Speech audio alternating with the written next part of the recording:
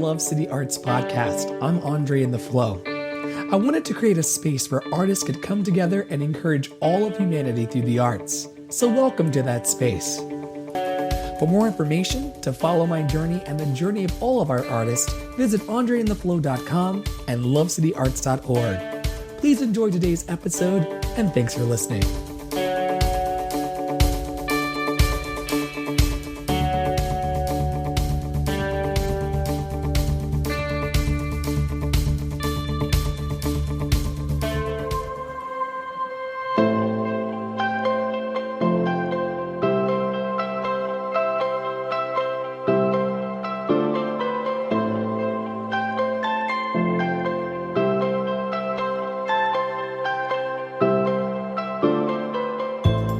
Catherine Speaks is a native New Yorker and performing artist that wears many hats. She is the founder and artistic director of Speak Theater Productions, as well as In Search of My Own Gardens, a blog space devoted to the discovery of self and Black queer identity. She is currently a teaching artist with Inside Broadway and finished an education internship with Trinity Repertory Company, where she was lucky enough to perform with the Brown Trinity MFA acting program. Catherine holds a BA in Theater and Dance Studies and Africana Studies from Wheaton College, Brown University. Join me now in my conversation with Catherine Speaks as we discuss astrology, finding your purpose, making space, those moments when creativity hits you, and so much more.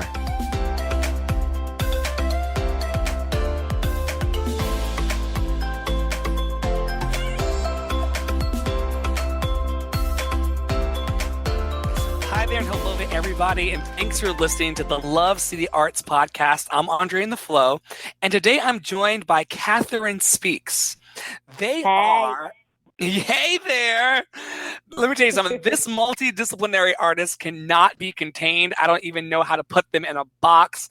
They are Brooklyn-based, and I'm so grateful to have you on the show. Welcome. Hi, I'm so happy to be on the show. I'm so thankful for you asking me to be here. Yay! This is a blast. So tell our listeners a little bit about, or a lot of it about, who Catherine Speaks is on this planet. Sure. Oh my goodness. Well, hello, listeners. My name is Catherine Speaks. I am a singer, songwriter, blogger, podcaster, multidisciplinary artist. Currently working on reviving my theater company and hopefully going back to grad school. So that's like short clip of like what I'm doing with my life right now. Delving a little bit more deeply, so my blog is called In Search of My Own Gardens. It is geared toward Black and brown women and queer folk and folks who love differently. Maybe you don't put yourself under the umbrella of queer, and that's fine. Maybe you don't put yourself under an umbrella of any kind of way that you love, and that's fine. And I do my best, I think, to hold space for those people, as well as myself. I am currently the host of a podcast as well. Yeah. Tell them about it. It's called In Search of My Own Gardens as well. And I talk to many artists as well as have episodes by myself. We are located on SoundCloud right now. If you'd like to check us out, please do so. My blog is also In Search of My Own Gardens podcast. Yeah, In Search of My Own Gardens. I said that. And right now, I am working on a play that I've been writing for a long time. Andre was actually in the first wave of reading that I did a few months ago. I was honored to be in the room where it happens, So magnificent. So this summer, I'm working on bringing that alive. And if you are an artist out there and you have a skill, such as I'm looking for costuming people, I'm looking for some actors, hit me up at damalyspeaks@gmail.com, DAMALI speaks@gmail.com. I'd love to find a way to work with you.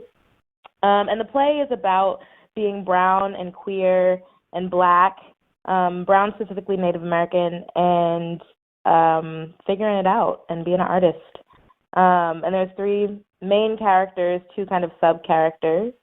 And I'm excited. And yeah, this summer we're gonna do a workshop. I'm calling it a workshop. Coming to a theater near you. This coming to a summer, theater near you. 2018. This summer, 2018. Yes. That's going to be exciting. Yeah, I'm really excited. Doing a lot of writing, doing a lot of edits, being really, really in tune to like my friend who is also a friend of mine who is also a producer of mine, and just like constantly talking about it, constantly working. And it feels really good. It feels really, really good. So that's what I'm working on. I'm going to take a moment now to let our listeners hear a piece of your In Search of My Own Gardens podcast. And then when we come back, I want to talk to you about your creative process. How's that sound? Yes. Yes. It's beautiful. So yeah, today we're going to be talking about how we leave Black women out of the conversation. And that I feel like can go in a variety of ways, which I wanted it to go in. I didn't want to be like, so how do we leave Black women out of the queer conversation? How do we leave Black women? Like, I really just wanted to sit and talk with another Black woman who also just happens to be a wonderful friend of mine. And we're both really passionate in social justice and racial justice, inequality and equity. And just be like, how do we get left out of the conversation sometimes?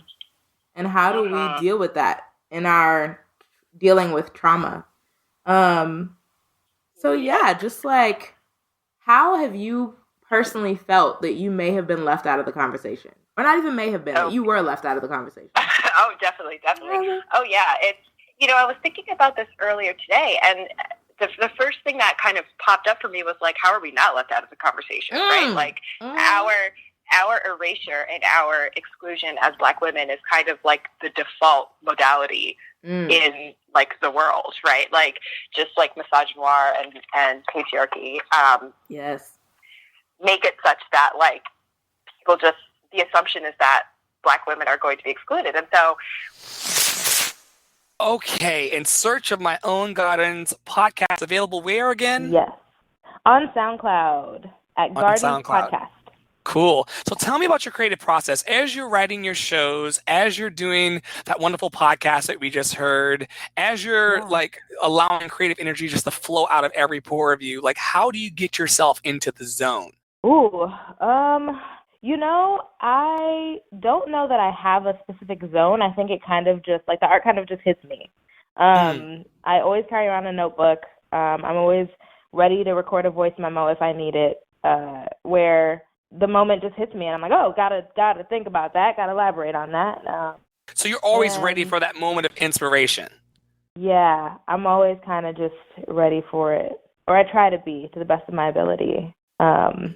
The other day I was like sitting, I have a day job, y'all, and I was sitting at my desk, and I just started humming something, and I was like, oh, this is good. But then I couldn't like pull out my phone, and I was like, crap, I'm probably gonna forget this later. Tell me that you didn't forget it. You didn't forget it.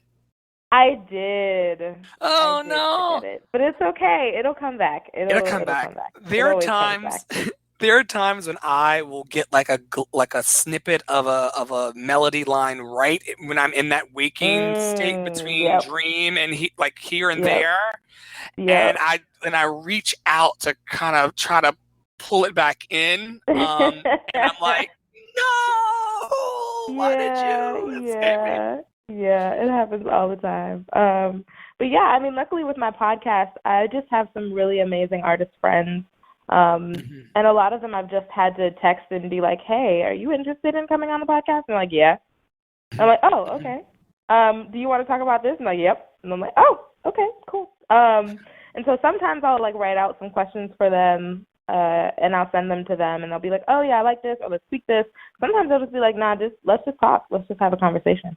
So it really does range from person to person, and my artistic process is so very loose that I come from a devising background in theater, if y'all know what that is.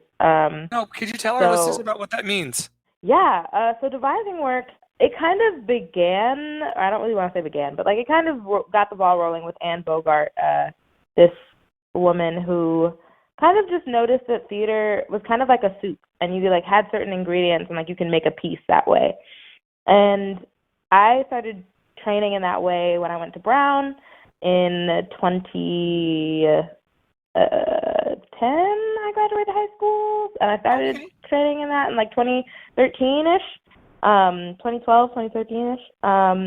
And I just really liked the way of like creating loose art, but that also had an element of dance in it, but that also had like really strong, firm bases in movement.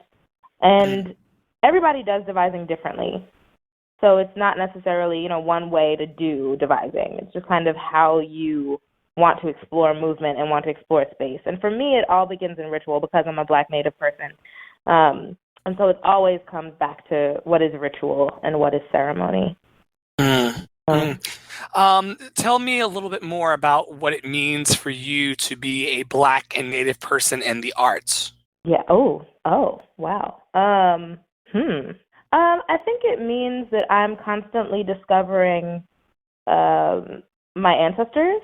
I'm constantly discovering and communing with the moment and with myself and checking in with the earth, really incorporating a lot of the earth into my work, really incorporating a lot of ceremony into my work.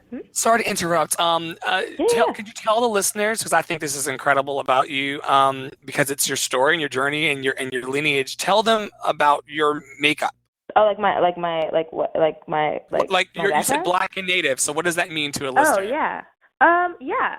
So my people are, and I'm still working with some genealogists to discover just exactly where my background specifically is, like tribal identities and such. But my people are Black from the South and Native American from varying tribes. Some Salagi, which you all might know as Cherokee, some Mohawk from upstate New York, which you all might know as Kanien'kehá:ka, or might not know. Still working on figuring out where the link is with my Wampanoag ancestry, so I don't really like to claim it outwardly and openly because I'm still trying to figure it out. But yeah, that's kind of my background. And so, my dad's people are like Black, like South Carolina Geechee, so like really like African grits influence. and cornbread, Black. Yes, honey, like blackity black. Like blackity black. Yeah. I love it. And so all of this beauty of your Native ancestry and Black ancestry gets called out of you by the ancestors, and then it shows up for you on various stages, podcasts, and other platforms. When did you know that you were being called by this artistic pull? Oh my God. Oh boy. Probably as a child. I've just always I really do believe that I'm descended from medicine people because the people in my family we're just in tune in a different way. We're listening to a different vibration. And as a child, I was always singing, I was always moving, I was always playing in the dirt, I was always talking to the ancestors. I was always, like my mom would say, I didn't have imaginary friends, but I did talk to my ancestors. So my mom would say, who are you talking to today? And I would say, Aunt so-and-so. And she would say, who? And I'd be like, oh yeah, she died before. And I would give her like actual information on who I was talking to. I mean, did that information fact check? Yeah. Oh! Yeah, it always fact checked, yeah. That's really cool. So, yeah. So I always have tea with my ancestors in the morning. I'm always living in a different realm, but also in this one as well. So, did you feel lots of love from the ancestors? Always. I mean, people are our ancestors are very much in death like they were in life. So, I mean, they're complicated human beings and complicated spirits, and sometimes what they want isn't always clear. But there's always love there, especially if you're talking to your specific ancestors, I think. Can I just take a moment, because I know that, and I hope this is okay to share, I know that my part is, and maybe you will as well, in a spirit of vulnerability. I lost my aunt and great godmother yesterday at 9:30 in the morning. And something that you just said about them being as loving and as present and as true as when they were physically focused really, really spoke to me. And I just want to thank my Aunt Teeny. Hi, Aunt Teeny. I want to thank her for the gifts that she gave, the fact that she believed in me. Not to derail your story, but what you said about ancestors really beautiful. Struck deep. I'm an entertainer and singer, and it hit me yesterday when I got news that Aunt Teeny had passed, that she used to take me to church with her. She was a big Bible thumper, and she used to take me to church with her. And then after church, we'd go to Wendy's to grab some lunch. It was my favorite place to eat. I'd always get like a double stack with some fries, And then I'm not sure if it was for a birthday or for Christmas, but she bought me one of those karaoke machines that had the 2 plugs in the front that you could plug a microphone into. And it would play cassettes because I'm upper cusp millennial. And I would put in these backing tracks, and I would go with her 2 or 3 Sunday afternoons of a month and sing in nursing homes and convalescent centers in Richmond, Virginia. And she instilled in me this idea that you give your gifts back to people. Use your gifts to uplift those who may be sick and shut in, those who can't get out and about, those who may not encounter your joy in other ways. We take joy to them. And she gave me a lot of my first audiences.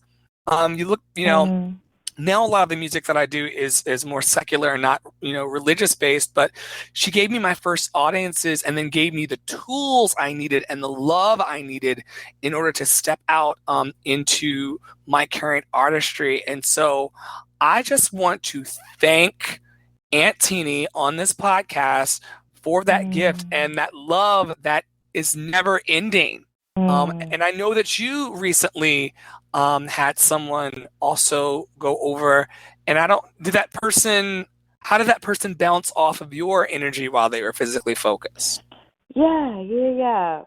First, I'd like to say just welcome Aunt Teeny to the ancestors, and I will make sure to smudge for her tonight and welcome her. But so my uncle just passed a few days ago, and he was really, really close to my mom. They were like siblings, and I didn't really have a chance to spend that much time with him. The one memory that I have of him, or the few memories that I have of him as a child, was he actually taught me how to swim. So I remember we went down. He lived in Tampa, Florida, and we went down to Florida, and he said, "Hey, Brand, does she like to swim?" And my mom said, "Sure." And so my mom put this, the little bubble on me, and she literally threw me in the water, and he caught me. And I just remember feeling so safe and so loved and so happy. And so through my teen years, I definitely have memories of him just being that same wonderfully safe person that I could really go to, especially because I wasn't really that comfortable with a lot of masculine-bodied folk because I experienced sexual violence at a very young age. Sorry. And so he was one of those people that was very safe for me and that was really comfortable for me. And I think that in his passing, I felt more strongly tied to a more masculine-centered part of myself. No one really had to tell me that he was gone. I kind of already. So I've just kind of been moving slowly, giving myself the love that I need, but also remembering this person. And I went to go visit his mother, which is my great aunt, the other day, and I greased her scalp, and we talked about him and laughed about him, and she told me more about family and ancestors that I didn't know stories of, and we talked about his afro and and all these other things that are just really beautiful, I think, to talk about when people transition, but also making work around it, and I think my way of making work around these sort of things is not to push it, but to just let it flow, just to let whatever I need to flow. Right. I've been doing some writing, revising the play. I've been really allowing myself to be loved. I haven't really done that in a few years. I haven't really been in a serious relationship in a few years, especially not with a male-bodied person. So I've been kind of allowing myself to be loved by this, not new person, but by a person. Right. And I don't want to blow them up, but yeah, they are at www. new No, they're not actually on any. CatherineSpeaksBay.com. That is Bay spelled BAE speaks dot. Okay. Yeah. No, yeah, but my Uncle Marlo has definitely.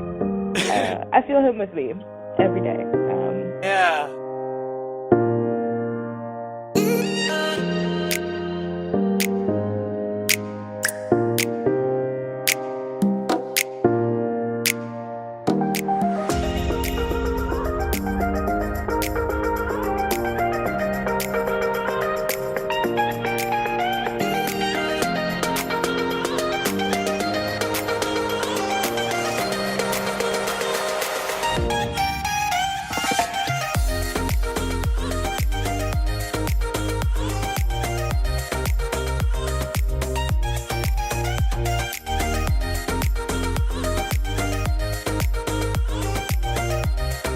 Wow, I know not to be all in your Kool-Aid, but as far as you can go out on this limb, can you talk even in broad strokes about some of your, you said you're merging into this new love energy and this new romantic love energy. What were some of the barriers? I know that for me, like, I don't like to share the remote control. I don't, you know, I go to bed in a certain way. I've got my Rain on the tin roof at plane. Yeah. And so that's a barrier for me. Yeah, definitely. So I don't like to call myself poly, but I'm open in the way that I love. And so I have a few people that like I've kind of like been talking to, but it hasn't really been very thick. It hasn't been like, okay, so we're actually together or anything like that. And this new person, or they're not new because I've known them since kindergarten, but I think like one of the things is like learning how to sleep with another person. Like I have not done that in a few years, right? Like I've just had my bed to myself. And so like, you know, learning how to sleep with another person is like, oh shit, yeah, like you're here, so I have to make space for you and like share covers and things like that. Yeah, making space, like, energetically and physically, right? Yeah, and like I'm a pretty big introvert and a little bit of a hermit. So sometimes I'm like, why are you bothering me? Like, why are you in my space? Like, why do you want to know what I'm writing? Like, excuse me, like, you know, all these things that it's like, oh yeah, it's normal for people who care about you to like want to be in your space, right? Like, and like, yeah, energetically, like really having that energy to a lot to this other person without losing energy from my own projects. Because my tendency is really to like disappear for weeks, and this person is not allowing me to do that. Yeah, so I'm a class 5 disappearer too.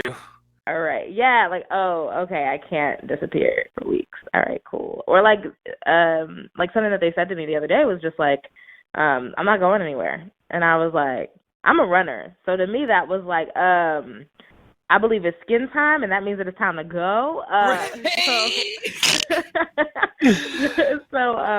So I think just like learning to accept and breathe into rather than run away from has been something that's like really, really big the last few weeks. Learning to breathe into instead of running away from. Yeah, sometimes finding the courage to stay is the work, right?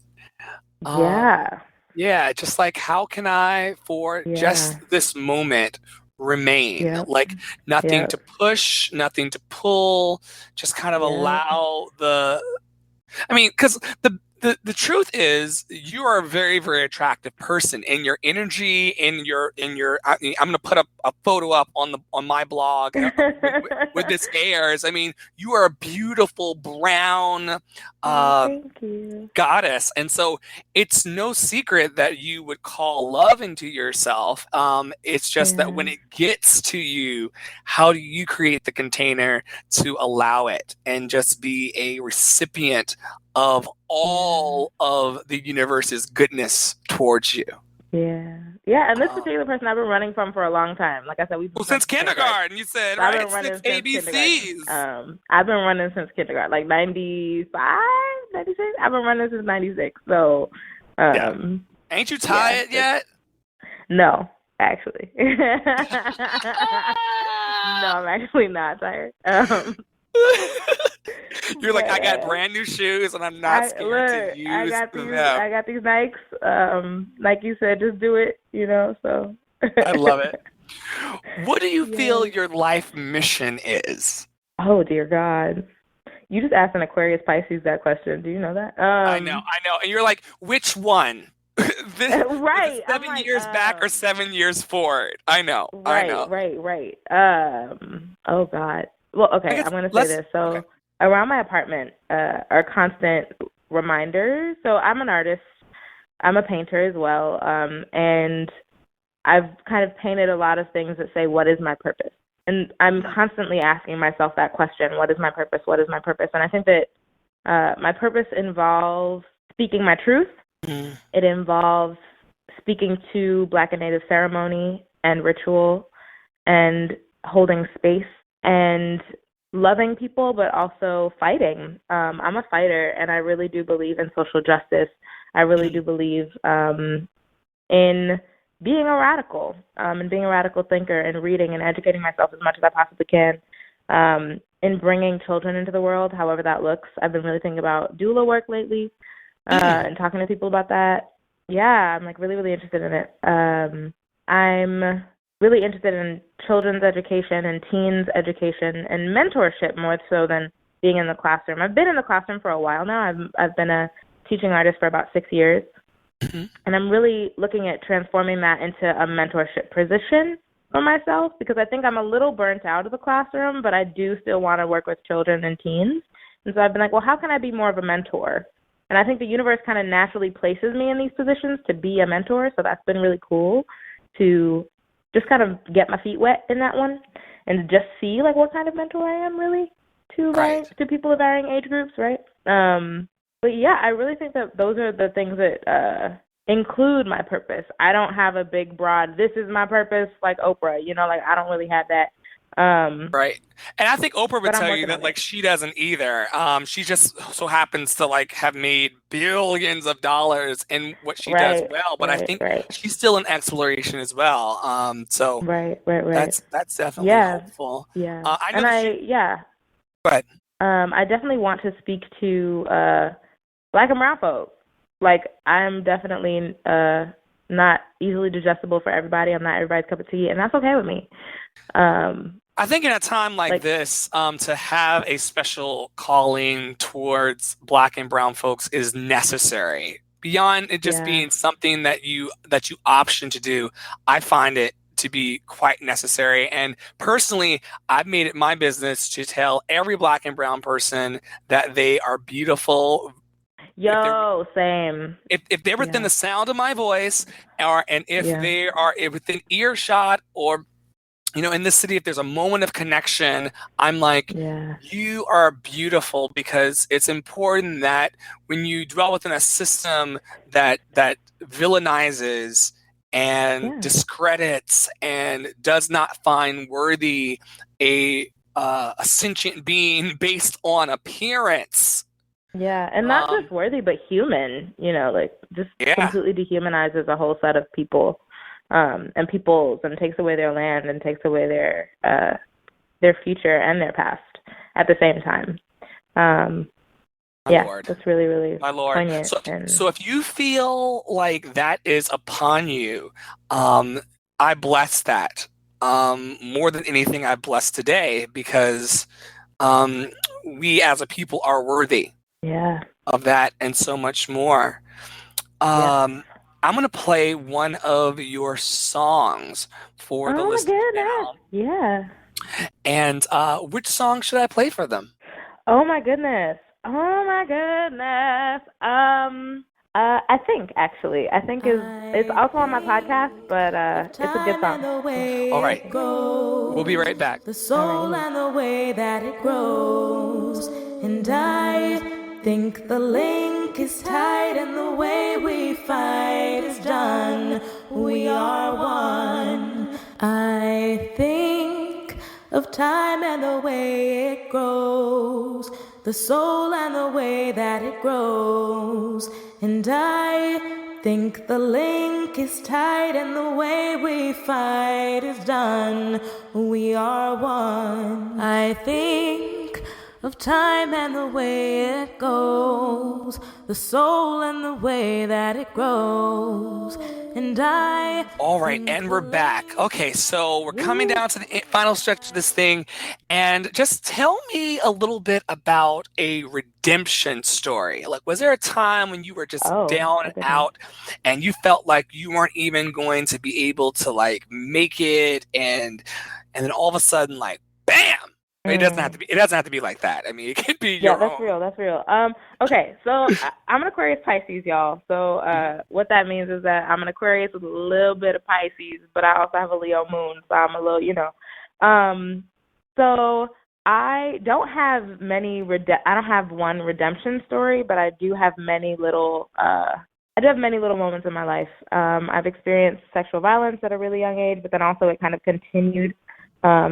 And it's just kind of recently come to a close. I've been in abusive relationships and abusive situations. I've been rejected from multiple grants for many, many years. So I'm consistently and constantly questioning what I do on this planet and how I do it and how I'm living. And with that, I think just comes a sense of learning who I am so that no one can say I know you. Right? Like if I know me, then it really doesn't matter what you think, honestly. And so I've had a lot of moments of thinking, well, maybe I should just be an actor, and then like going on tons of auditions and feeling like this isn't what I should do. And the universe kind of redirecting me like, boo-boo, let's put you over here, okay? Okay. So I've definitely had a lot of those moments. I'm learning how to heal myself right now from all of these traumas, be they romantic or sexual or emotional, psychological, whatever they are. I'm looking for a therapist. So if y'all know any good Black or brown queer therapists who are willing to work with a young Black and Native person out here in these streets, holler at me in Brooklyn, New York. You can reach Catherine Speaks needsatherapist.com for all of your... Yes, you better crowdsource your healing on this podcast. Reach me, God, reach me. Yeah, that's important. I co-sign. Mm-hmm. Yeah, I actually the other day, I do want to tell this story because I think it is a little relevant to what I'm going through right now. The other day, I was having trouble writing this play, and I was like, you know what, this is like bull crap. I don't even know what I'm doing. Like, blah. And my mom called me, which me and my mom don't really talk that often, but she called me and she was like, hey, a few people at the church that I grew up going to, but I'm not religious anymore. I would say that I'm more spiritually invested in my growth. Yes. Like they're having a few this gathering for like people that got this specific award, and I happened to get that award, and they were wondering if I would come and speak to the young people. And I'm not a speaker. I don't prefer to like give speeches. And I'm still kind of figuring out if I want to do that, it. But okay, sure. You're not a speaker. Go on. All right. I'm still trying to figure out if I really want to do it. That's it. Mm-hmm. Yeah, it's like I don't know. Okay, I know what I would say to them, and what I would say would not exactly revolve around church, right? I mean, sure, it would have elements of that in it because I am a person that believes in the general good of people and humanity, but I'm also like not gonna say stick in church, and don't have sex and like and like beat yourself, like self-flagellate. Like these are things that the church still preaches that I'm not going to teach. Right. That come from white westernized way of being.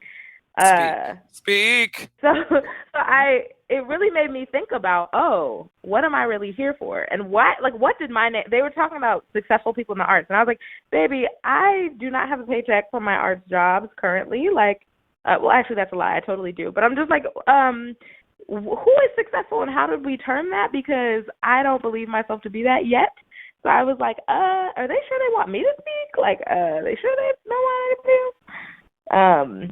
But that like kind of made me realize, like I do still have work to do, even though I'm only 26. Like, like I can have little moments of congratulation along the way for getting where I want to be. Right. You can give yourself the gifts of saying, I'm accomplished in this segment of my journey.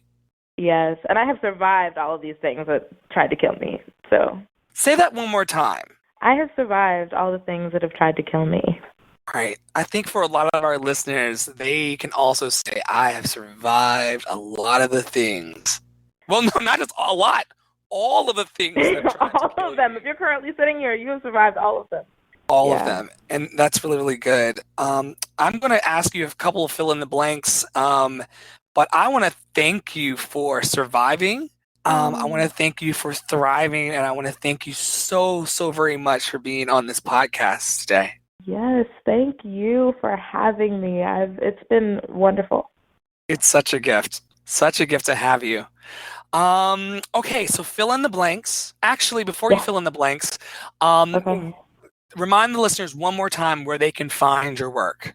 Yes. Well, you can find me. You can follow me on Instagram at talk2, the number 2, the cat with a C. You can find my blog at insearchofmyownGardens.com, and you can find the podcast at SoundCloud.com/gardens/podcast. Amazing. Amazing. Okay, fill in the blank. Love is blank. Oh, love is everything. Joy is blank. Ooh, joy is a child's laughter. I heard it wash over you before you even answered. I have baby fever right now. I don't want a baby, but I just really love babies right now. So the other day I heard a baby's laughter and it just got me. Keep that on that side of the line, but I appreciate it for you. That's I don't awesome. want one. I just like them. That's all. That's great. So a baby's laughter brings you joy. And then freedom is... Freedom is reclamation of my ancestors. Now, look, I can't end the podcast with what is that? What does that mean? What are you saying? Double rainbow. What does it mean? Reclamation of your ancestors in what way? Yes. It means understanding where I'm from and understanding where I'm going and continuing to commune with my ancestors daily. Wow. Well, I know however you commune and however you seek, you are definitely going to find Catherine Speaks, and I thank you again for being here. Thank you for having me. I appreciate you so much. Love you too.